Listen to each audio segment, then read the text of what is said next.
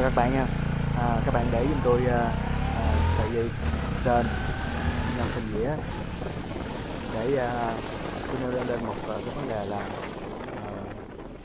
à, nhân sinh dĩa zin của xe Supra GTR thì vẫn có cái tình trạng là đi rất là mau trùng và sên rất là vũ, phát ra tiếng kêu khi chúng ta chạy, rất là khó chịu. Hôm nay tôi sẽ đưa ra một giải pháp chia sẻ đến các bạn để khắc phục tình trạng trên. Như trên đây là xe tôi cũng mới mua thôi, chạy chưa được 300 cây mà tình trạng sên tăng 2-3 lần nhưng mà vẫn trùng và trùng rất là mau, tạo ra tình trạng nguy hiểm, cho nên tôi sẽ khắc phục, mà mời các bạn theo dõi theo tôi ha.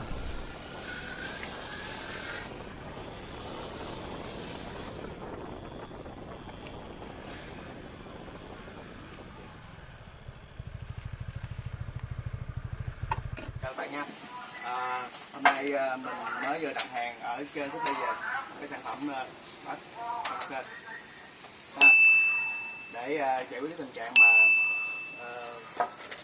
dòng sên dĩa mà của Supra GTR hàng zin theo xe nó rất là dễ bị trùng và tình trạng nó rất là nguy hiểm. Đây là sản phẩm. Đây. Sản phẩm thì nó gửi về hộp đó, phụ kiện đây. Sản phẩm Ridoma nói chung là cái hàng này là hàng bình dân thôi, trung bình thôi, để mình vừa xài mình vừa trang trí cho xe Supra GTR cho 50 để giải quyết tình trạng mà dây sên nó bị trùng, với lại trong lúc mình chạy á thì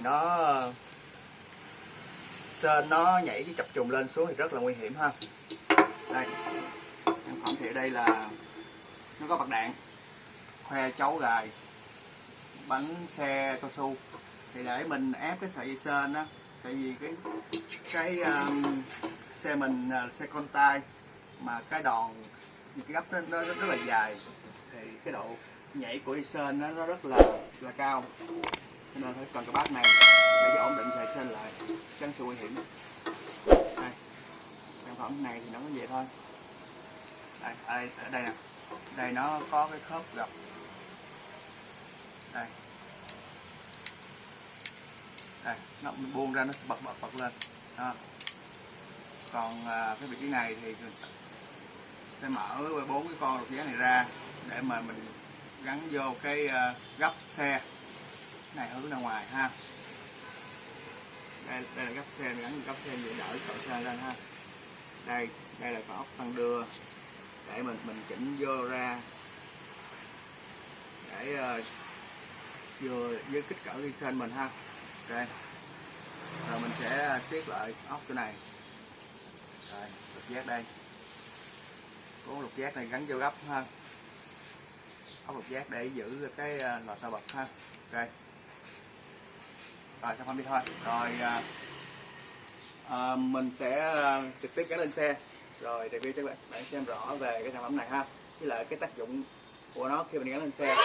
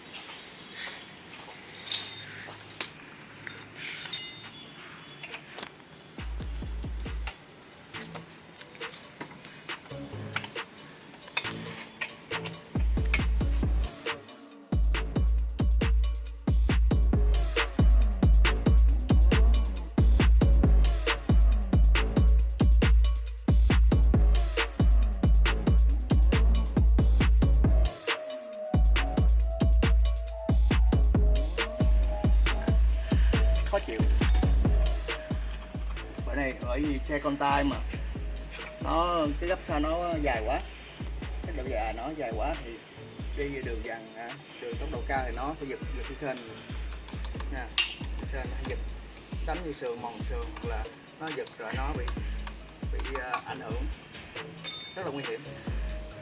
Bây giờ mình sẽ tiến hành gắn.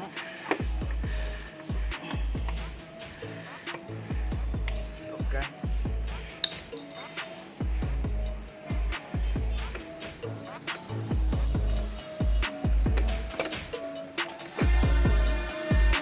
Xe đi dâu quá.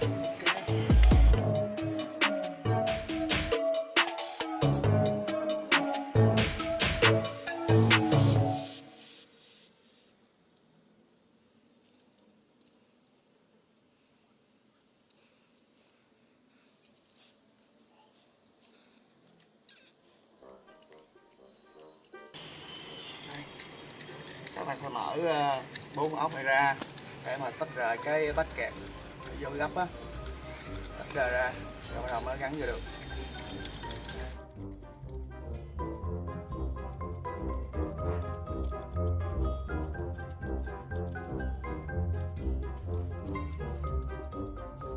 Xe con tay 150 này thì hầu như đa số xe đặc biệt hết, nó là giống như là một cái bệnh chung của cái dòng xe con tay.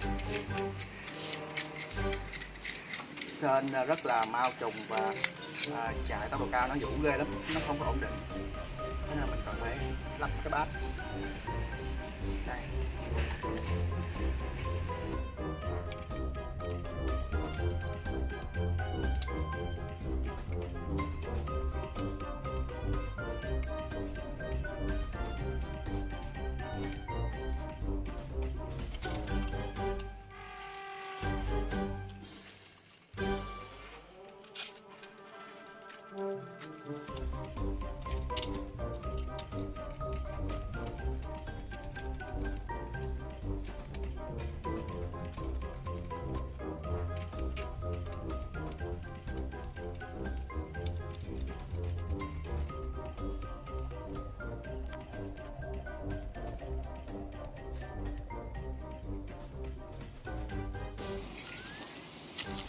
Ok, để bảo vệ sườn thì chúng ta có thể gỗ băng keo hoặc là dây điện cao su để quấn vô cái gấp này, nó không có bị cạn. Đây là miếng ni lông dày thôi.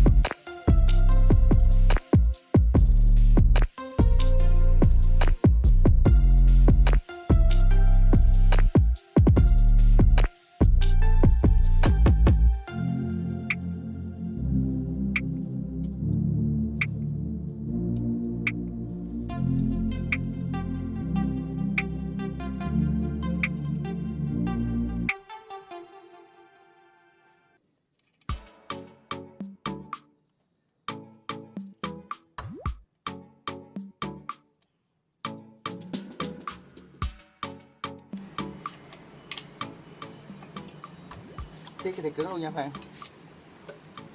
Mình phải siết cứng vô, tại vì khi mình chạy là cái IC mình nó giật cái một lực rất là mạnh, mình chạy tốc độ cao nữa, cho nên là cứ siết cứng ốc đi, không sao. Càng siết cứng thì càng tốt. Đây, tới phần chỉnh này ha. Canh. Đây, canh cho đỡ sên nè.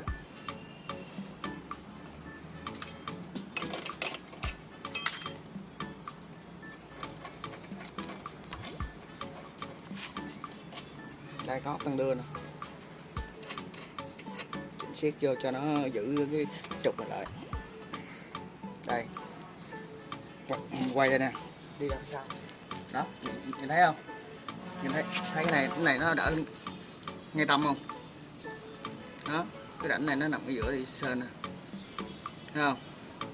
Ok.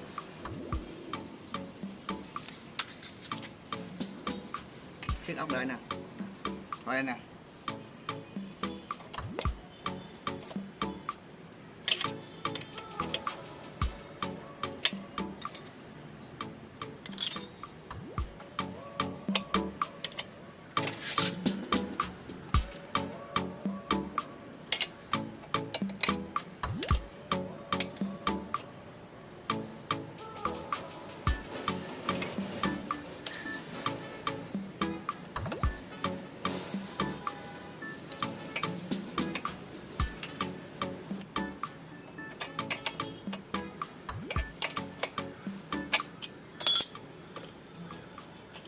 Rồi, mình siết cho cứng cái con lục ghé luôn nha.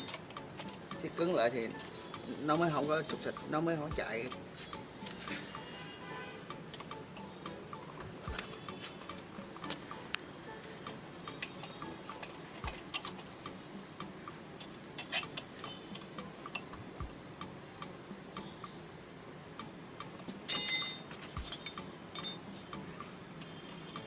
Đây, sau khi nó nằm ngay giữa rồi thì mình lắc kê lắm rồi. Đây nè, mình siết ốc, mình dẫn ốc ngược ở đây nè. Đây, siết.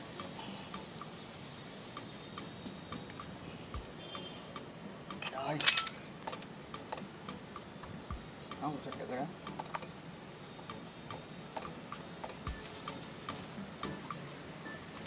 Rồi, nhấn đây.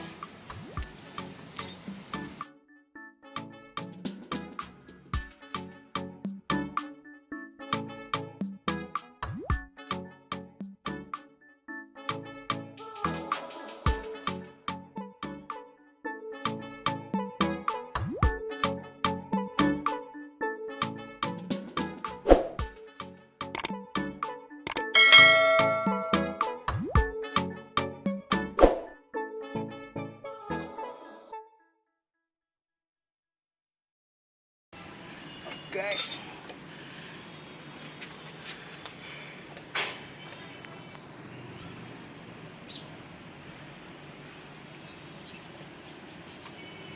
Rồi. Ok. Đó. Bây giờ mình chạy ra ngoài, chắc thử cho coi nó kết quả như thế nào. Ok. Gắn xong rồi các bạn. Các bạn để ý nha. Khi mà gắn vô cái gấp chiếc GTR đó, thì khúc này thì bị mắc kẹt rồi. Khúc này thì cái gấp nó cong cho nên là cũng gắn không được. Đây cái về tới đây thì vừa đủ cái kẽ hở nè, mình gắn thẳng đây, nhưng mà quan trọng là cái đầu gắn chân ha, gắn chân nè, mà canh khi nó bật lên vẫn còn kẽ hở nè, nó không cạ ha. Rồi ok, như vậy á là ổn định. Đó. Nó không vướng gì đâu hết, bật lên khi bật lên vẫn còn kẽ hở ha. Đó, vẫn còn kẽ hở. Rồi ok, không vướng đâu là được.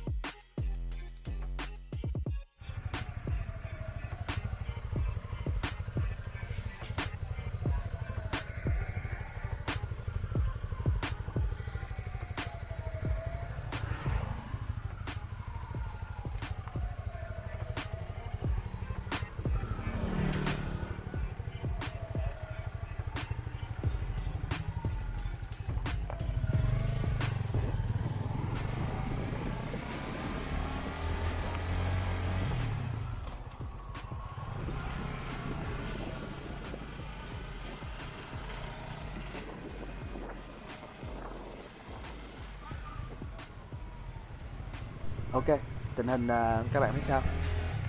Nó đã đỡ hơn rất nhiều đúng không? Đường dây sên nó rất là ổn định. Khi chạy đường dàn thì nó cũng không đến nỗi mà à, nhảy sên à, rất rất là ghê gớm, cho nên là xe bây giờ cảm thấy an toàn hơn rồi đó. Ok, các bạn hãy làm theo cách này. Thấy hay nhớ đăng ký kênh nha. Bye bye.